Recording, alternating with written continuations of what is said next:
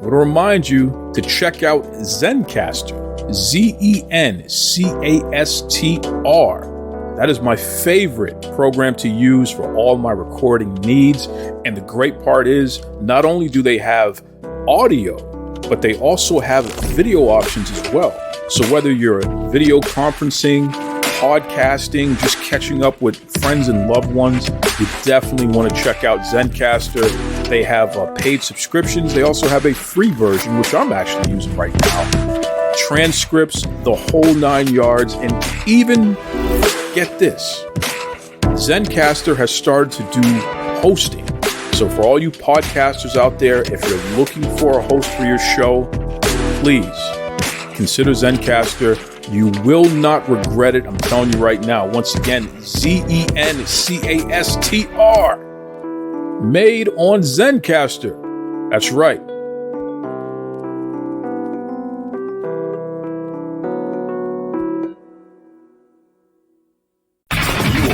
In. Look at what we have here, folks! To the only show that matters. The cream of the crop. Duke loves wrestling. And there is no one that does it better than your host. I have come here to chew bubblegum and kick ass. The Duke. And I'm all out of bubblegum.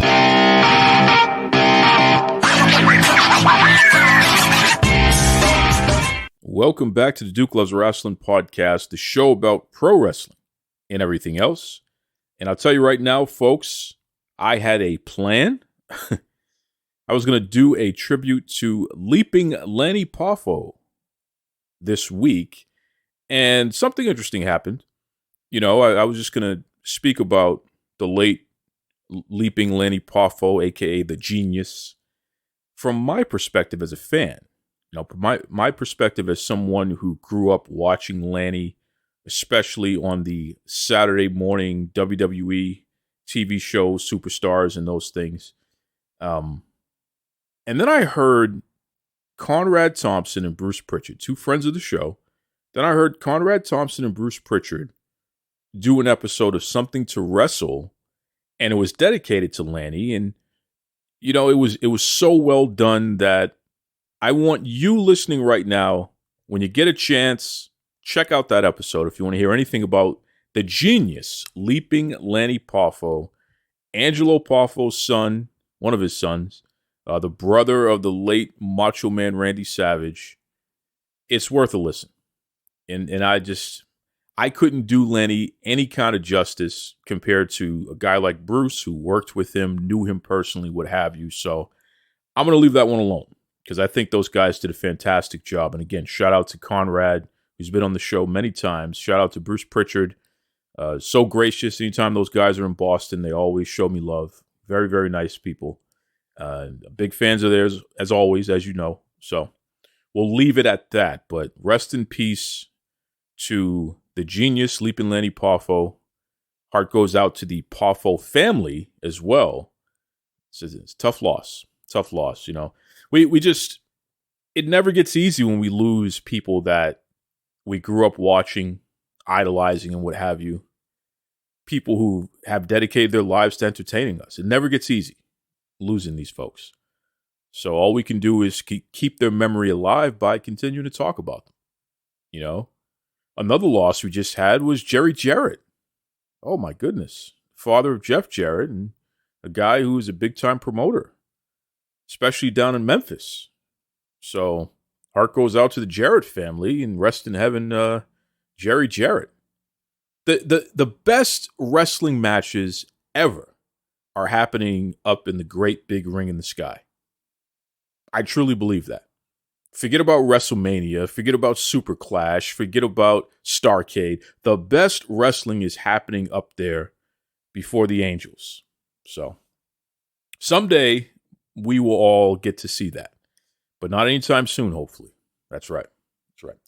On this episode, we have a friend returning, Miss Marie Shadows, and you're going to hear a great conversation catching up with Marie in a moment. But before we get to that, folks, Panera Bread has a fantastic special going on right now. Check this out. Between now and the 26th of February, $0 for a delivery. Okay, there's no delivery fee if you order through the app online. They're going to get you your goodies for free. So if you're an unlimited Sip Club member, you know that for $11.99 you get unlimited drinks once every 2 hours, what have you. You get to pick out one of either the charged lemonades, the iced or hot coffees, iced or hot teas, fountain beverages. Even on Saturdays, they have the Sip Club offers, which is a little special thing going on there. But, you know, you can get your drink delivered to you, and then maybe you get a pastry or a sandwich or a salad, a flatbread, what have you. It's a pretty cool deal. I love free. You're going to give me free delivery, I'm all about it, man. Just makes my decision making a lot easier. Instead of me having to go there, you can come to me. I love it. So definitely visit Panera Bread. Check out PaneraBread.com. Check out the app. Take advantage of this free delivery between now and the 26th of February. Enjoy. That's right. And now, without further ado, my conversation with the incredible Marie Shadows. You know, folks, I love when we have friends of the show return, especially with new news, talking about their growth and all the cool things going on.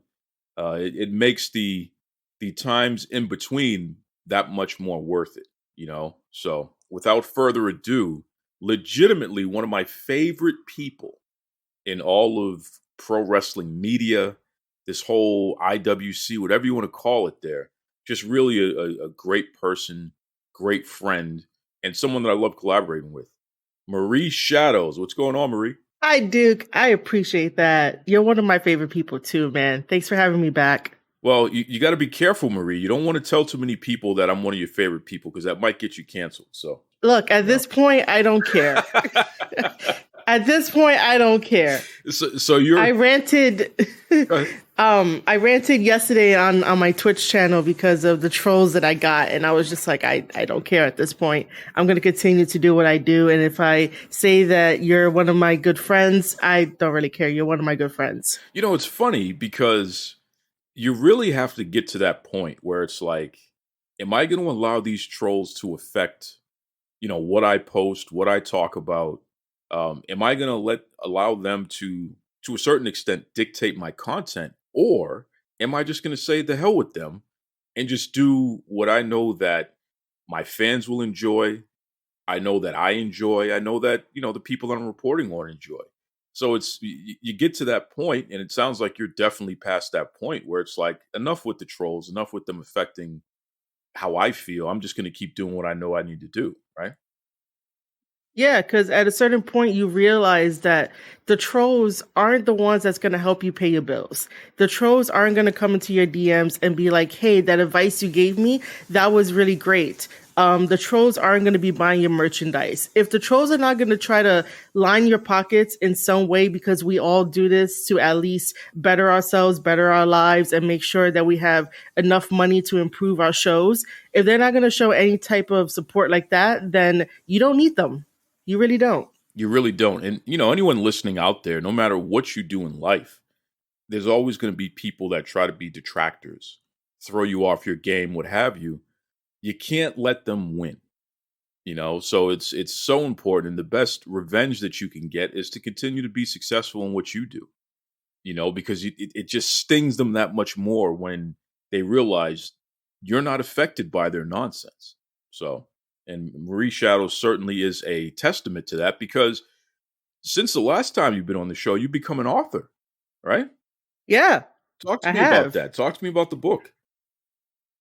So, for those of you that don't know and don't follow me on social media, I created a wrestling planner for 2023, and it's for all wrestling fans, even wrestlers, and even content creators. So what it is that it's a nice little book about like 173 pages.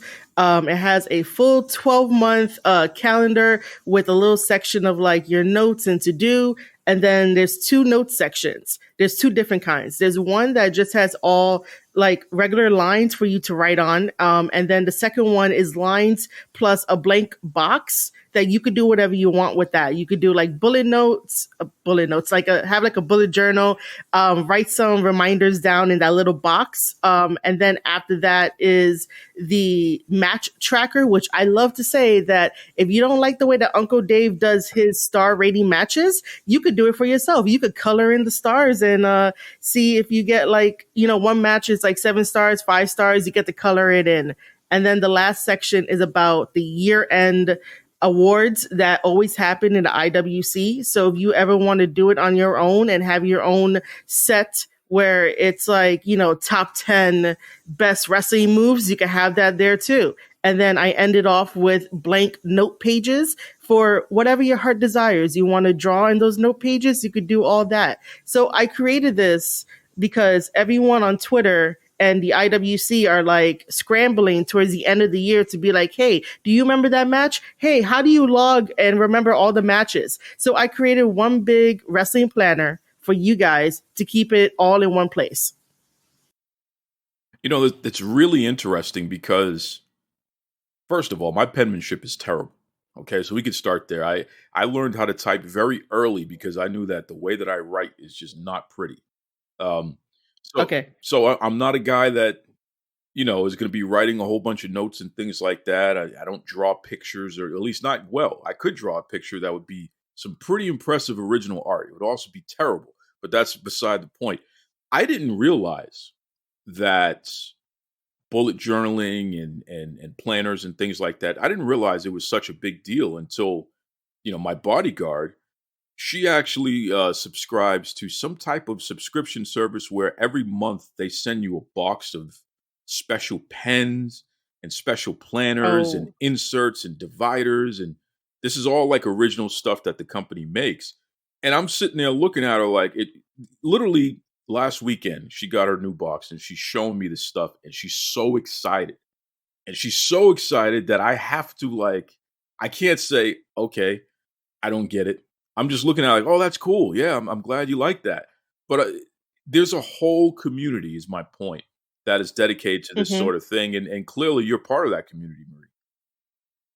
Yeah, I mean, I guess I just got into it. But growing up, I always had like notebooks around. I always wrote by hand.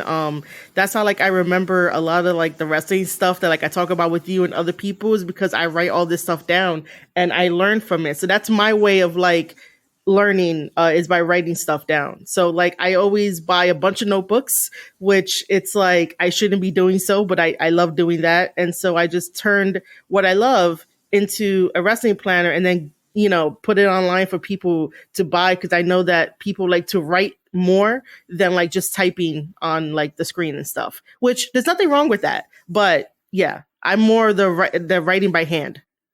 No, it makes sense. And if you're personally writing it by hand, the way that you learn, that might help you remember stuff too. So I totally get it. I'm the other way with the typing, but it just goes to show everyone is different. Everyone has their thing. And we all can coexist together in that regard. But it's interesting. It's very interesting that you took this passion, because this is what you do every day naturally, and you managed to combine it with your other passion, which is pro wrestling, and you turn it into a business. Yeah. Awesome. Because I was saying this to my community yesterday. Oh no, 2 days ago.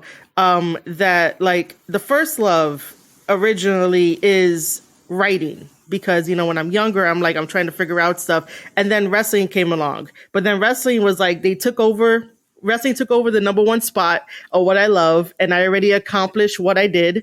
And so the second dream is to start publishing stuff, because my background is in creative writing and I got a publishing certificate, so I should be using it.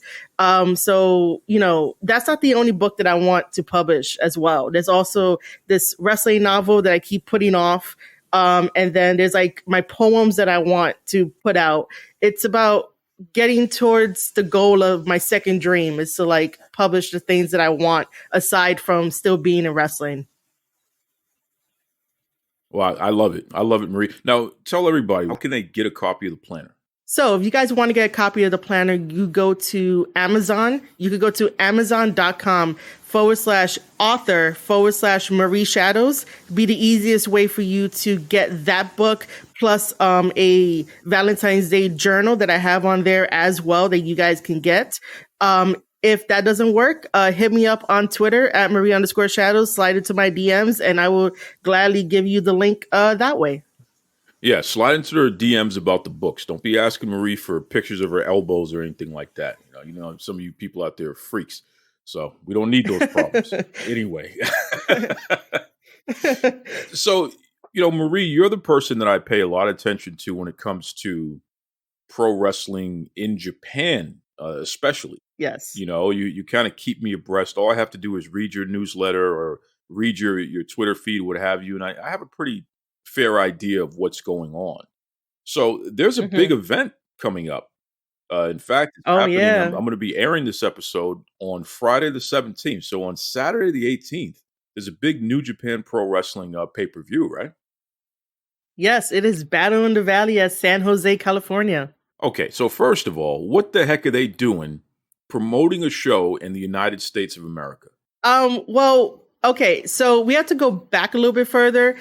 They've been having the New Japan Strong episodes in the United States ever since the pandemic. However, the president of New Japan Pro Wrestling was like, hey, we're going to not do the New Japan Strong tapings anymore because they were like an every week type of thing. So now they're focusing on just big events such as Battle in the Valley and Capital Collision that's happening like in April and stuff. So now they're just focusing on big events with the New Japan like branding plus the New Japan Strong branding as well. Now there are two main events. So there are co-main events for this event. What are the two co-main events there? So the first main event is going to be Tanahashi versus Okada for the IWGP World Heavyweight Championship title. And then the next one is going to be Kairi Sane versus Mercedes Moné for the IWGP Women's heavyweight championship title. They put heavyweight in there. I know you've never heard a women's division be referred to as a heavyweight division. So this is breaking news here, folks. New Japan calling women heavyweights.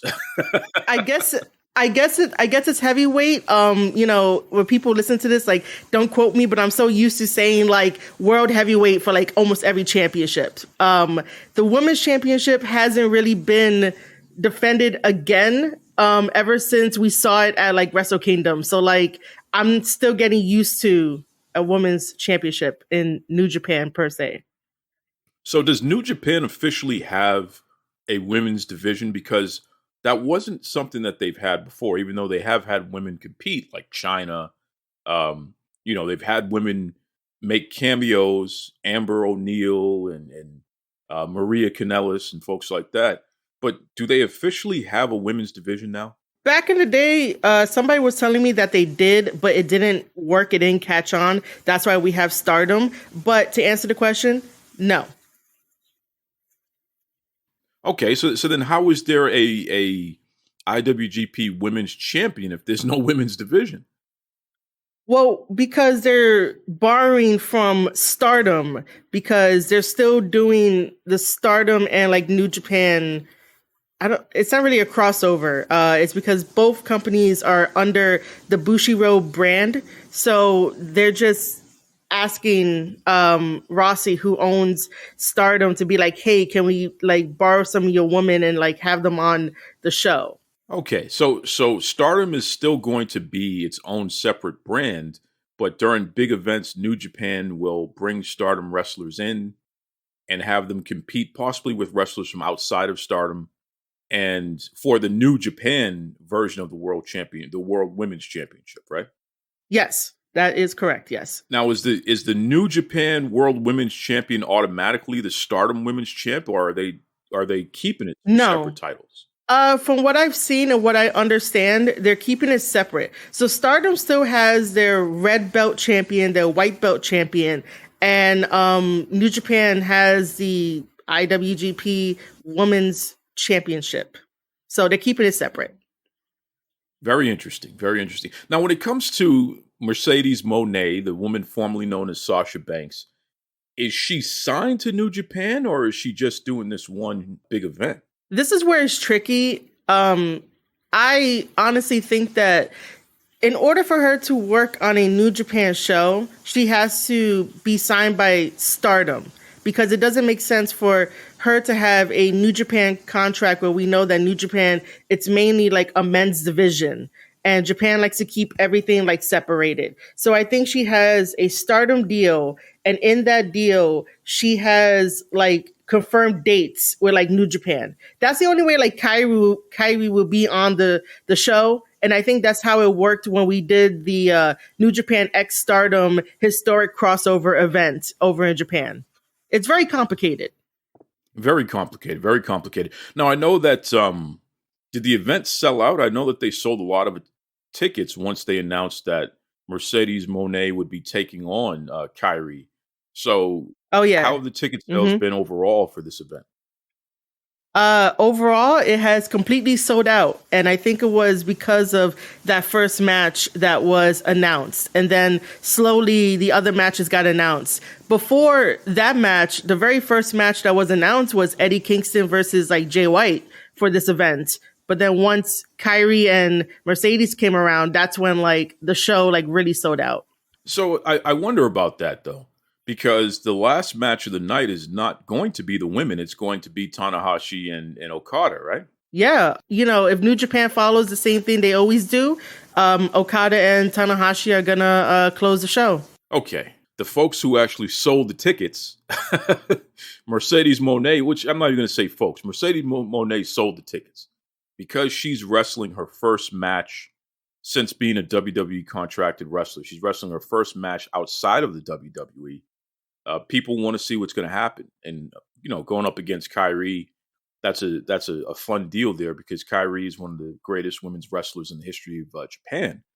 So I'm confused why they wouldn't put a match like that on last. I mean, is this sexism creeping in and kind of planting its flag and staying put, or can you think of another logic? And I'm not asking you to speak on behalf of New Japan, but just based on someone who follows over there, who knows of people, who really understands the product and the way that they build the business there.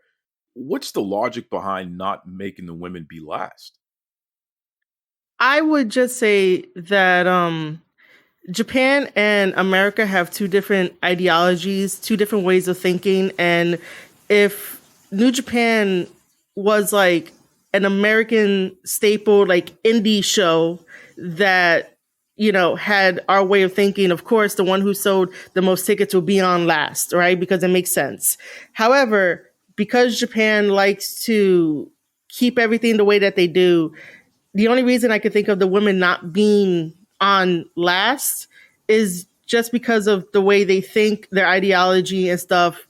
I'm always going to show New Japan love, but it's just that hard-headedness. Plus, anyway, they consider like Okada and Tanahashi to be the greatest wrestlers, and those guys bring in the most money over in Japan. So they just keep it that way. It's just a mentality thing. It's not so much of like sexism. It's just a mentality of like, this is what we're going to stick with. This is what we're going to do. And that's what they're going to go with. You bring up a good point, Marie. It's a different culture.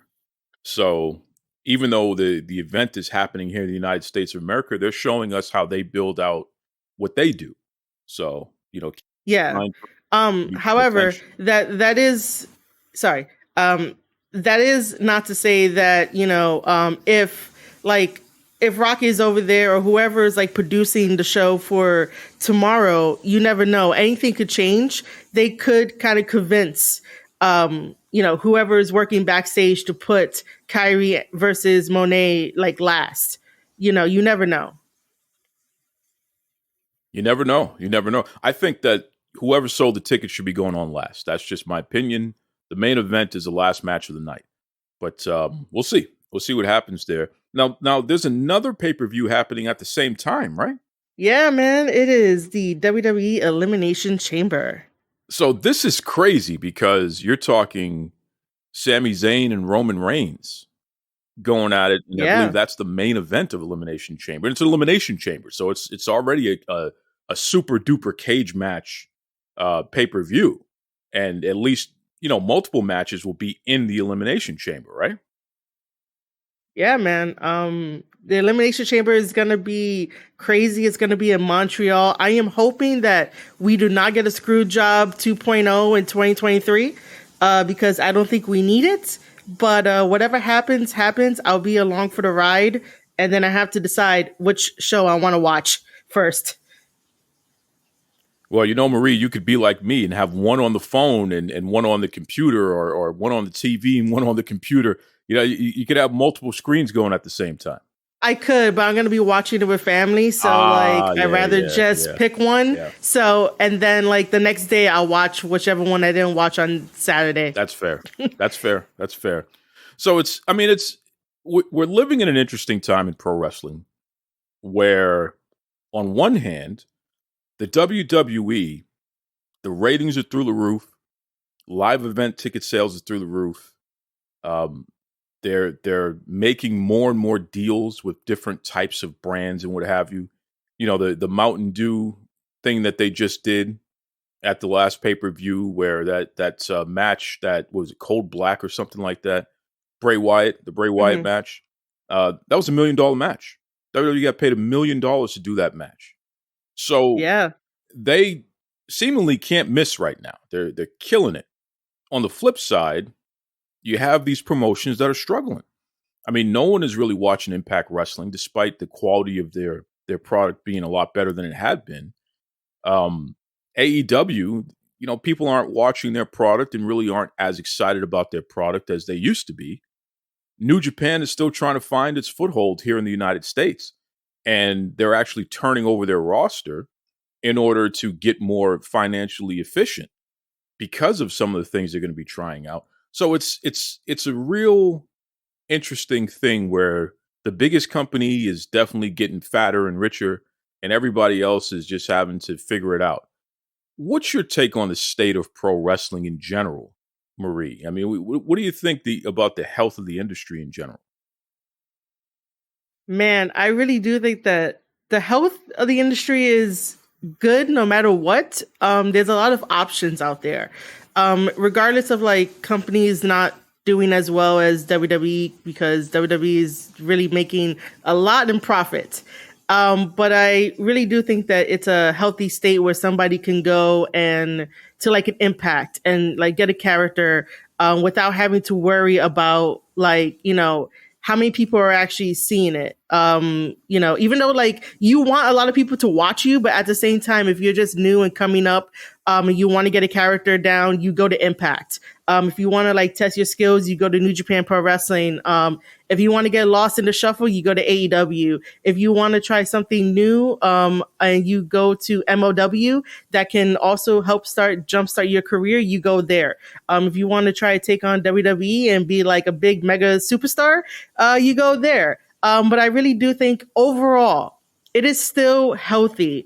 Wrestlers have a lot of options. Wrestlers don't have to settle anymore. Wrestlers can learn from the best of the best in all of those companies that I just mentioned. From what I've been doing lately by watching wrestler matches and giving feedback to young indie stars, it's freaking healthy. It's healthy out there. So whatever negative stuff you hear, don't pay attention to it. It's a healthy environment. It's growing. Sure, there's always going to be like peaks and valleys. Like nothing is ever going to like, how can I say this? We're going to have like peaks and valleys. Nothing is ever going to like go, nothing could ever stay up. Right. And then like it goes down, it goes up. You go along for it with the ride. Just make sure to support your favorite wrestler and you should be happy. They should be happy, but it's all healthy. Speaking of your favorite wrestler, what's going on with Tama Tonga right now? I mean, the guy cut his hair and he's been going on a little bit of a tear lately. He's changed his gimmick up a little bit. There's some rumors that he could be jumping ship from New Japan and signing with one of these American-based companies. Are you hearing the same thing? Oh, yeah, man. I am excited for him. He got me hyped after his post-match promo after him defeating El Phantasmo at the last show in Osaka. However, I really do think that Tama might be a little bit frustrated. And that's just me just observing things, because during the press conference that New Japan always likes to have before a big show, El Phantasmo was, talking his stuff, and it kind of seemed like Tama is kind of getting frustrated because even though he loves New Japan, everyone is always like, oh, WWE is interested in Tama and his brothers. And they always want to put that out as like they got it from the source. You guys didn't get it from the source. And like that kind of thing would not get out if Tama and them wanted to like sign. Like nobody would be telling you guys that stuff. But I just think that now he's a little bit frustrated with like the way the narrative is going online. However, with that being said, I would love if Tama, Hikuleo, and Loa are in WWE. I was advocating for Hikuleo to go over to WWE to sort of get like a deeper character and more character work because in New Japan, he's okay. I'm just like, bro, I think you need a little bit more experience. You should go to WWE. You should be part of the bloodline. So should Tama and like Loa and all of them. And yeah, so I'm fangirling right now, but I really do think that he's getting frustrated with the way the narrative is on Twitter. Now that's interesting. You said that they should go to WWE, but be part of the bloodline. Do you feel that we might have a situation where, like the NWO, where they expanded too much, or even the Bullet Club, they expanded too much? Is it possible that the bloodline would expand too much if we have all these guys in? I mean, it would, but okay, maybe not be part of the bloodline, but feud with the bloodline. And I only say that because if people don't know the history, Haku was like brought into the family, the Anawai. So like he's part of that family, not by blood, but like by association. So all of them, like all the Tongans have that like partnership, familyship. I made up a new word, familyship. They shouldn't be in the bloodline. They should like be fighting against like Roman. I just want something epic. That's all I want. That's interesting. I mean, listen, Tama Tonga, I don't like him because he does the blue steel face with the eyes and all that stuff. He knows that. Yeah. But I would like to see him in the WWE because I would like to see Roman Reigns slap the taste out of his mouth. So I think that would be man. You knew I was going to go there. Come on, you knew I was. Yeah, I know. It's all love, but man, Duke. Listen, we could have Tama try to challenge Roman to see who the real tribal chief is. That would be interesting. Oh my god. That would be. Oh my god. Yeah. Or Tama's trying to invade Roman's tribe. That would be interesting. Yeah. So it's I can see it. I can see it happening. Now, Tama's not really that big of a guy, though, right? I mean, who would you compare him to in terms of size? Who in the WWE is we can visualize? This is about how big this guy is. That's a very good question because he did drop down in size from before. I don't know. I mean, I don't know why Seth Rollins came to my head, but that's not like an accurate thing. Yeah, I don't know. You stumped me with that one. Yeah, I don't know why Seth Rollins is my go-to. And then like Jimmy and Jay popped in because they got muscles. He's definitely not like Roman size, but all right, I'm gonna just go with Seth Rollins, but that might be a really bad comparison. Okay, because I always assume Rollins might be even taller than Tama. Tama seems like he could be shorter than what folks realize. But you're saying he's about Seth Rollins' size. Yeah, give or take. He's the first person that popped into my head. Sure. So I guess we're going to go with it. Sure. We're going to run with it because I didn't think about it that way. Well, listen, Tama Tonga, I know that you care a lot about my opinion. So I hope and I pray that you use every piece of political capital that you have to get yourself in the WWE. And I want you to invade Roman Reigns. Okay. I want you to invade the entire bloodline. I want you to invade his tribe. And then Roman Reigns is going to slap the taste out of your mouth. So that's we can book it. In fact, we can do a pay-per-view in Japan just so we can get all the money from doing that. Because, I am an investor in the WWE. So we'll get all the money for doing that. All right. So I just booked it for you, Tom. All you got to do is take care of the rest. That's right. That's right. Which, by the way, to expand on that, right? I would love to see one day Roman Reigns in New Japan Pro Wrestling and see how he fares. You and I both know that's not going to happen. I know, but look, man, if we're here manifesting like fantasy booking, Roman, get your ass to New Japan Pro Wrestling. I want to see you in a match. Unless Bushi Road is going to open up that checkbook, major, I can't see that happening. WWE would never let this guy go. But it's interesting. It's interesting, and I don't even know. I mean, who? Talk to me about New Japan turning over their roster. They're getting rid of people.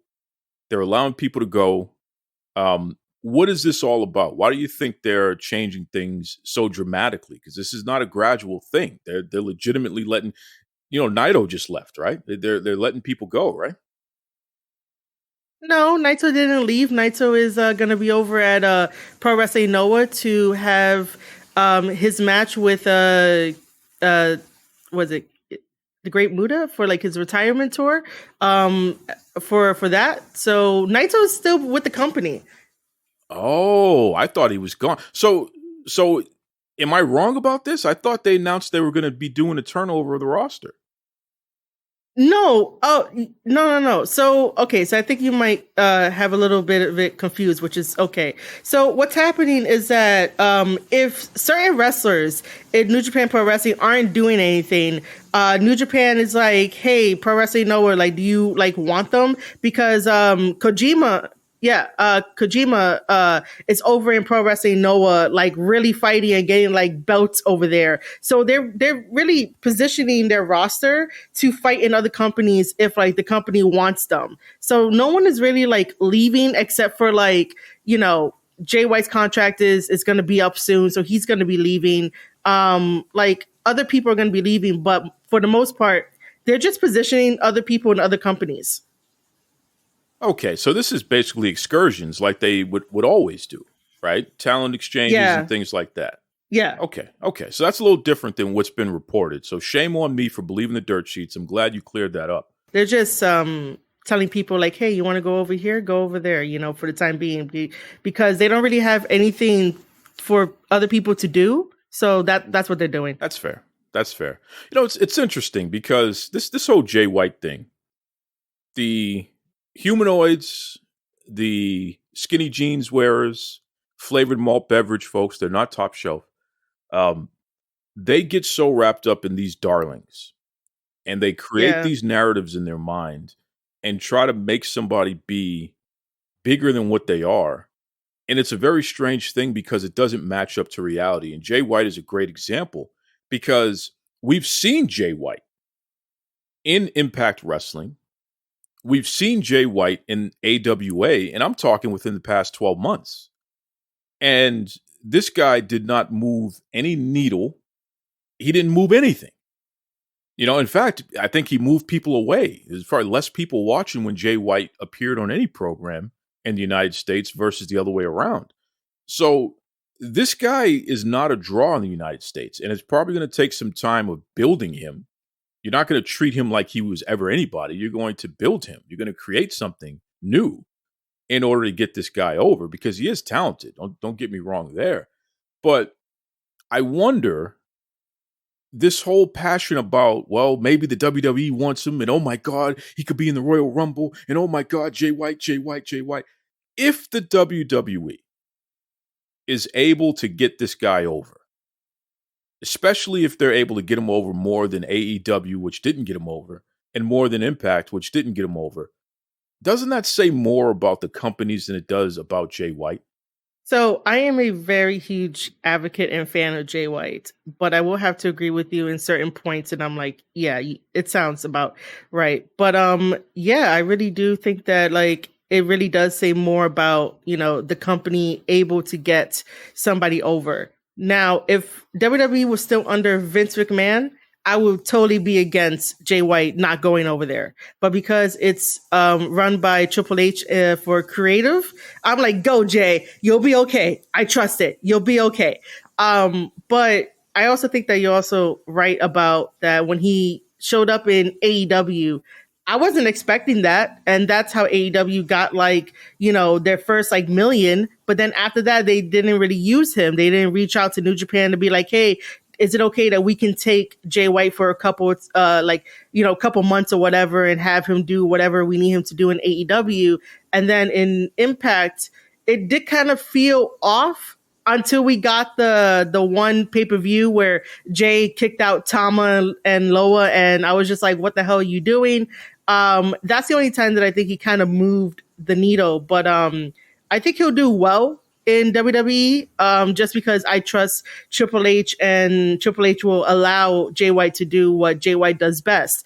The problem is that he has been such a huge staple in New Japan and like the Japan scene that like when us fans, like the true fans that talk about Jay White, we are kind of very passionate about what he's done in New Japan. And then we think that it could translate over here to America, but sometimes it doesn't.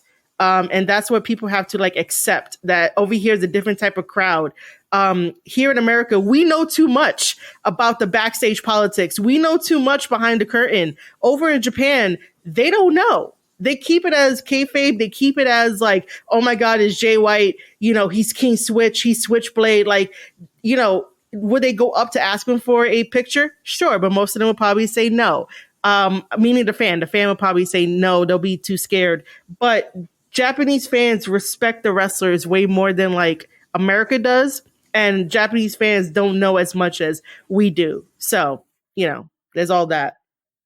It's interesting. I mean, it's looking at the state of AEW right now. It's really sad when you think about all of the people they've brought in to try to hotshot. I mean, goodness gracious, they had Will Ospreay wrestling on Dynamite. Oh my God. And they couldn't do anything with it. So it just, and you look at Bryan Danielson right now. He's in a program with the AEW champion, MJF, and people are not tuning in. They could care less. How do you take a Hall of Famer like Bryan Danielson and you completely devalue him to this degree? Man, I would just say that on the surface, it may look like they know what they're doing, but if you're not having a writer's room, right, where you sit down, you talk about the stories, you don't even have to give them a script to be like, hey, you got to remember this and have it like verbatim. But if you have a roadmap to be like, okay, week 1, we're doing this segment with MJF and Danielson. Week 2, we're doing this, but it's something different. As long as you have a roadmap and things make sense, then like people will get like invested. But if you're just doing a lot of things and throwing stuff at the wall and whatever sticks, you're like, yes, we're going to do it. However, the problem with that is there'll be times where there's certain segments that will work and nobody really capitalizes on it. And then there'll be certain times where like things don't work and they capitalize on it and continue to do it. And it's like, that doesn't work. And then there's other times where it's like, okay, you're going. And then you have a period where things just like stagnate. And like you throw in stuff that has nothing to do with your main event that you're trying to sell tickets for. You're trying to sell, for people to go to the next event in the next town. Like you can't keep going like that at 100% because it's going to fail. It's going to implode on itself. And I'm not sure if AEW realizes that. And then for people online to be like, oh, well, they got this partnership. They got that partnership. They're doing this. Oh, but all that's great, but you never know. Something can always break something and you end up failing. And like, it just turns in on itself, Well, a prime example of that is Swerve and Keith Lee. I mean, you have these two stars who are coming off of WWE TV. You bring them in. These are two black male wrestlers who are experienced, by the way. You don't have to teach them how to do anything. They're experienced. And instead of plugging the big bastard Keith Lee in the main event picture right away, you have him and Swerve teaming up with each other. Okay, let's try this out. And then you split them off. And then they start feuding with each other instead of feuding with the rest of the roster. And now Swerve has really outshined Keith Lee, which is not a surprise. He's more experienced than he is. But you have a Keith Lee, which he's basically useless at this point. He's not credible. He wouldn't be credible in any kind of main event picture. And then you have Swerve, where you create a new stable and you have Rick Ross, and that was interesting. Got a couple of viral moments out of that. And then you put two guys who have no business even being in a wrestling ring yet in Swerve's stable, and they don't even look like they fit with their tattoos and all this nonsense. So now the stable is completely useless, and no one's paying attention to that. So here you had you had two TV stars that you completely ruined, and you can't get the value out of them now. Same thing with Ruby Soho. You had her. Mm-hmm. Same thing with Athena. You had her. These are two women who are big deal, experienced TV stars, and you've completely devalued them. And you know, they've done it in less than a month or two, right? Like it didn't take long. You know, within 6 weeks, they went from, oh, they're coming game changer, and now they're, oh, who cares? I mean, what do you think? Yeah, man. Completely like hit the nail on the head. I really wanted to add too is that with the whole Athena thing and like Ruby, I really don't think it was beneficial for them, and this goes for like the whole entire roster as well, that in order to build a character, they have to go and fight multiple weeks, even though it's taped, multiple weeks on Evolution and Dark. Why? If you want people to be attracted to the wrestlers and the characters and be like, yes, I identify with them. I like, you know, oh, I like this wrestler because I can see something on myself in that wrestler. So they get attached, right? The best place to do it is on national television. You're on national television for a reason. If you're putting this up on YouTube, you know, YouTube is very, scary might be the wrong word, but but let's just run with it. Hear me out, guys. When you're on YouTube, I want to say distracted. There we go. That's the word. When you're on YouTube, you get easily distracted, right? On the sidebar, you have multiple videos that YouTube is trying to recommend to you. So even if you are watching AEW Dark and AEW Evolution, basically YouTube is like, oh, that's cool that you're watching that, but hey, this sidebar over here, we have the next video for you to watch. And sometimes our attention span kind of just goes to that sidebar, and you might want to click off to go watch something else. So that's why YouTube is not really a good indicator for a wrestler to start their character work on there, especially if their character work is going to be a full 180 from their babyface self that should have been on Dynamite or Rampage at least, to at least get the national crowd going. You know, the people at home, the ones that come from like their 9-to-5 job, and they want to sit down and escape and by watching wrestling for a couple of hours. You're not going to get that on YouTube. And I think that that value that the wrestlers once have gets sort of like taken away because they're on a YouTube show that they should be on Dynamite, you know? I totally agree. I mean, let's face it. You know that this is a lesser show. So when the talents are on a lesser show, you view the talents as lesser as well. It's just a fact. No one who is on the middle of the card on WWE main event is considered a big star. It's just, that's the way it is. You know, when you look at NXT Next Level Up, you can accept the fact that these are not super duper big stars and they're not going to be in the main event on the regular NXT show because that show is supposed to be for the people who need to fine tune things. So that's okay. But the point is, when you take somebody who's supposed to be a contender for anything and you put them on your YouTube show, you can forget about it, man. You just completely ruin their value. I mean, that's just the way it is. And MJF, who's a champion, he can't draw flies to a dung pile right now. It's his fault. MJF, I'm telling you right now, you're the champion. I don't care how bad the booker is. I don't care how bad the company is. I don't care how bad the creative is. At the end of the day, people are not interested in tuning in and checking out the program because at least they're going to see you. On the flip side, you have a guy like Roman Reigns, and even when we felt Roman's character was the worst it ever was, the fact of the matter is people still tuned in to see him. When we thought John Cena was the worst it ever was, people still tuned in to see him. No one is tuning in to see you, MJF. You got the same amount of fans as you always have. In fact, you lost what was in the beginning when you weren't champion. CM Punk was a big difference maker over the past year and a half for that company. And now that he ain't around, no one cares. So, Tony Khan, good job again, brother. You've done a fantastic job of proving everyone right. You're going to have to hire writers like Marie Shadows. You're going to have to get an experienced booker. You're going to have to do all the things that you said you were never going to do and that you stayed away from doing because you think you know better. You're going to have to go back and go do all of those things if you want a successful company. That's the scary part about it. And oh, by the way, you need to feature more women's wrestling and more male single wrestlers of color in the title hunt. Okay?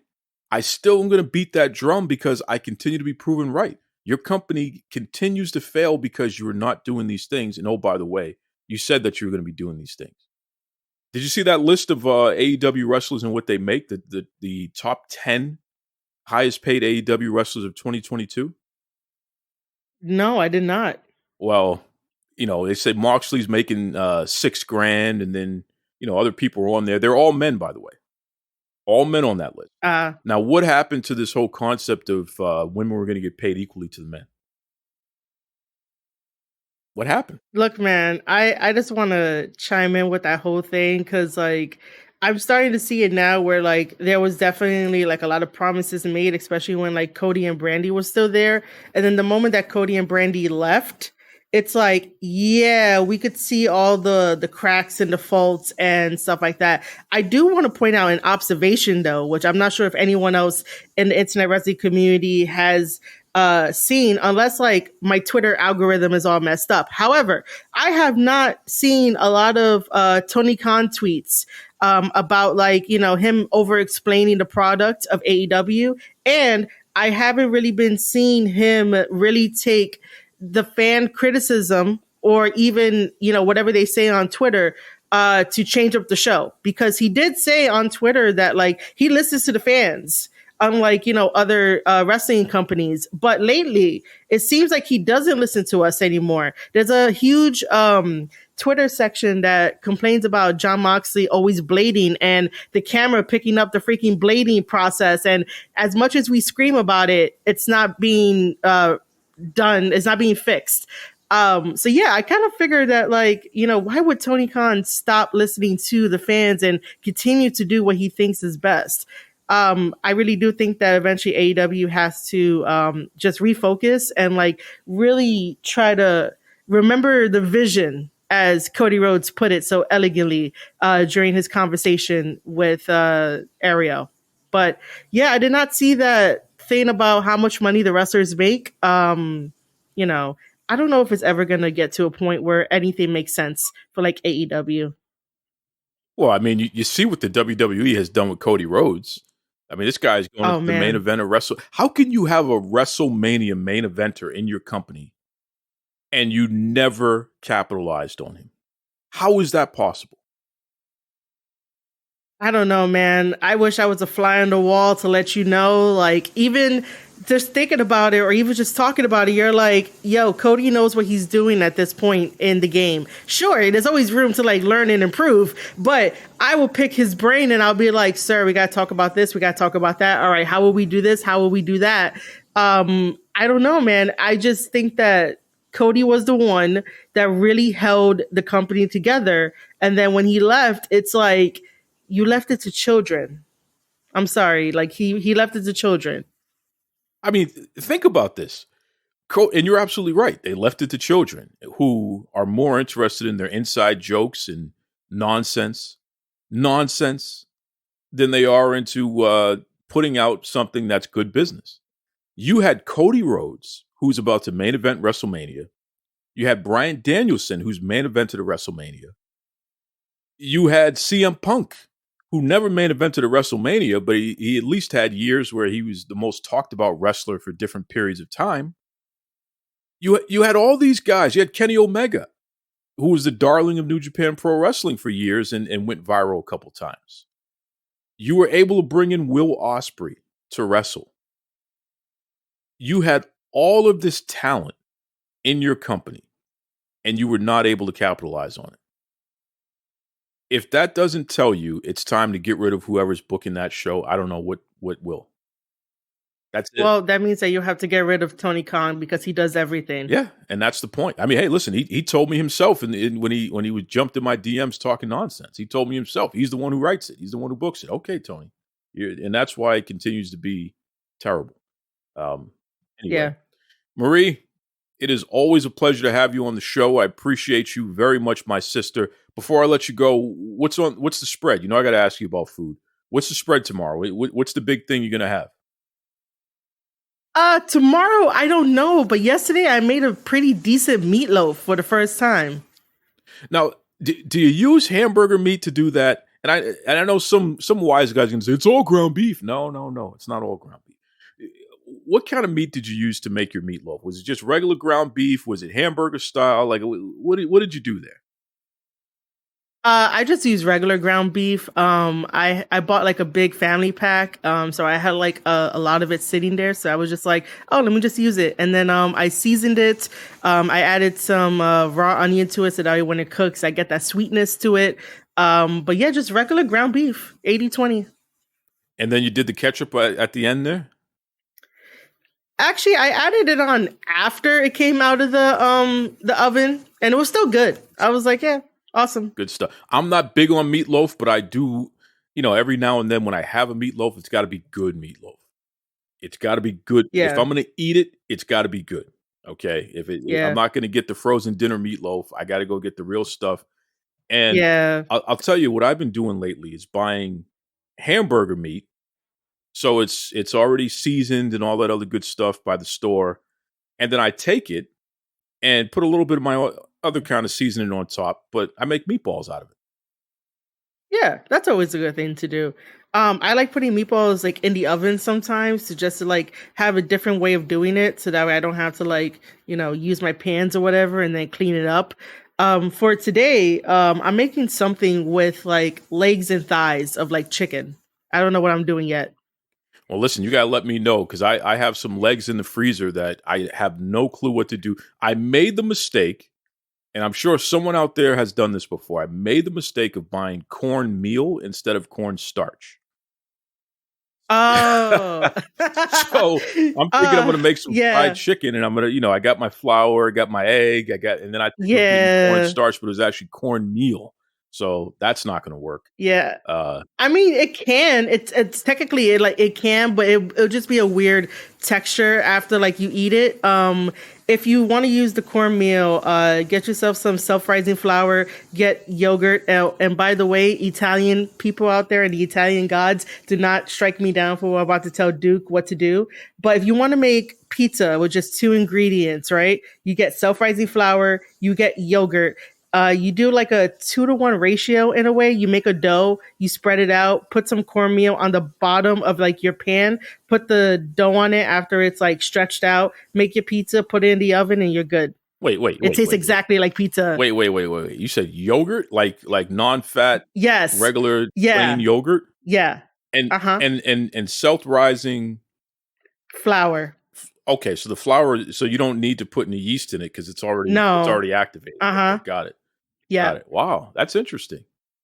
Yeah, I made it like twice. So Italian gods, do not strike me because I'm like half Italian and that's going to be like a no-no. They're going to take away like my Italian card. But if you're strapped for time, best thing to do, it's yogurt and self-rising flour. Has a lot of protein in it, and then when you throw in like the sauce and the cheese, it's great. Wow. Okay, I'm gonna have to try that out. I mean, listen, now that eggs are so expensive, they're doing applesauce, they're doing yogurt, they're finding other ways to bind stuff. So I'm not surprised you said yogurt, but for pizza dough though, that's wow. You're throwing me off on a loop here. That's a good one. Okay. Yep. All right. Well, listen, Marie, why don't you let everybody know the best way to contact you once again? How can they get some more Marie Shadows in their life? All right, guys. So this was fantastic. I always love being on Duke's show. So you can find me over on Twitter at Marie_Shadows. That's the best way to reach me and interact with me for anything wrestling related, writing related, You can also visit me on Twitch, twitch.tv/Marie_Shadows. Every single Tuesday on Twitch, I do review wrestler matches. So if you are an indie wrestler out there, contact me either via Twitter or show up at my Twitch. And if you want me to watch your match, I would gladly watch it, give you feedback, help you improve in the business, because it's never about, stop learning. You always got to learn. You always got to teach. Other than that, sign up to my wrestling newsletter, marieshadows.substack.com. I have a Patreon coming out with exclusive wrestling reactions to old school wrestling. You guys don't want to miss that. And last but not least, if you want to get the wrestling planner, head over to amazon.com/author/Marie Shadows. If you don't really want to do that, just contact me on Twitter. Stop the presses. Call your mama, your grandmama, your friend, your cousin, your neighbor down the street. Let them know that Inked Magazine is on the hunt for their next cover girl. And most important, let them know that Shayla M needs to be that cover girl. Okay, folks, I want you to do me a favor. Head over to Instagram and go over to the account Shayla's Gallery. That's ShaylaSGALLERY.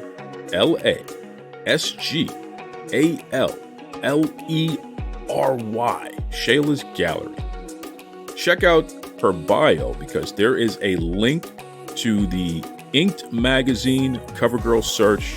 Click on that. Vote for Shayla M. Let's help our homegirl become the next cover girl for Inked Magazine. It'd be fantastic. You know Shayla, she's a wonderful person. She has a fantastic and active TikTok, OnlyFans.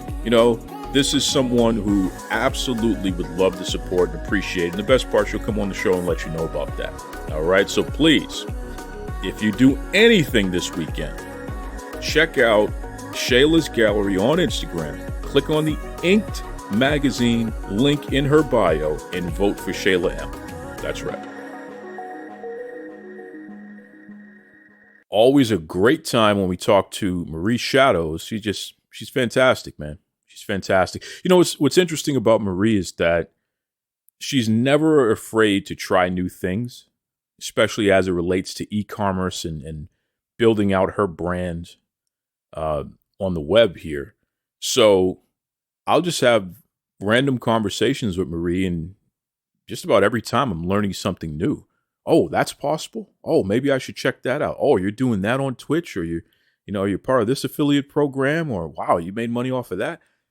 Marie is she's an entrepreneur, sharp as hell, talented as hell, and she just has a good eye for a lot of things. So I respect Marie to the hills, always appreciate talking to her. And I enjoy when you get to hear our conversations, because what you just heard was a normal conversation that Marie and I will have. It's just a lot of fun and informative, for sure. Duke Loves Rasslin on Gmail. Duke Loves Rasslin on Twitter, on Facebook. Let me know what you think of the show. Wherever you're listening, definitely give us a 5-star review or 2 thumbs up or whatever it is. Always appreciate that. It's going to be an interesting weekend, man. You got 2 big premium live events, aka pay-per-views, going on with WWE and New Japan, as we spoke about. While Women of Wrestling, they're still chugging along there, and definitely going to be having more of the ladies on the show as well. But between Friday and Sunday, wherever you are in the United States, you get to see Wow Women of Wrestling. And for all of us also, you can just head over to their YouTube. And a condensed version of their show is available on their YouTube, so you can definitely check that out as well.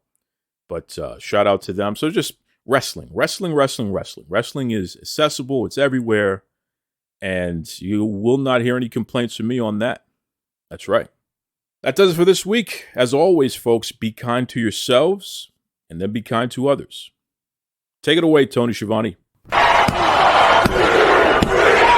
This is Tony Schiavone, and we're desperately out of time on Duke Loves Wrestling.